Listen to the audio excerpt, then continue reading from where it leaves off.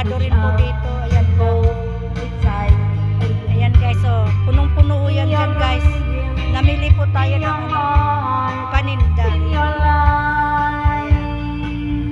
Punong-puno yan guys. Pati dito kanina nagpa-deliver din po ako ng mga soft drinks. Yan, yung ating freezer guys. Puno po yan. Yan, pati yun dito guys. Dadagdagan pa rin natin yan guys, yung ating mga school supply kasi kukulangin tayo niyan guys. Yan. Naglinis din po ako dun sa labas. Ayan guys, so nilinis ko rin po dun sa kabila, dun sa loob guys, para may open na natin. Ayan. Tapos naglagay na rin po tayo ng halaman dito sa harap guys, so ayan po, oh, mayroon na po tayong halaman dyan. Ayan po. Tapos yung loob guys, nilinis na rin natin yan dyan. Ayan po. Tapos dito, binuksan din po natin dito guys, oh, kasi nilinis po natin dito kasi puro alikabok na rin po dito eh. Ayan oh.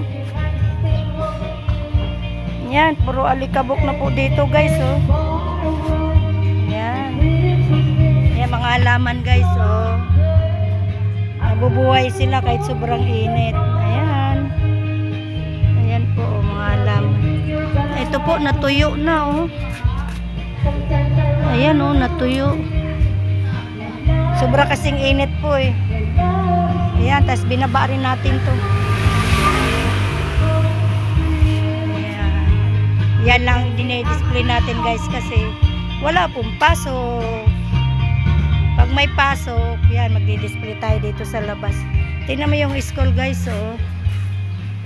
Mingaw. Yan, dito guys, pag walang pasok, disyerto.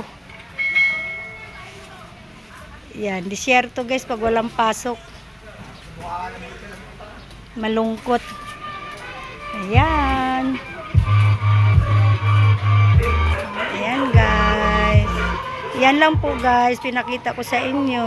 Pag walang pasok, ganyan po ang ating itsura ng harapan ng ating maliit na tindahan.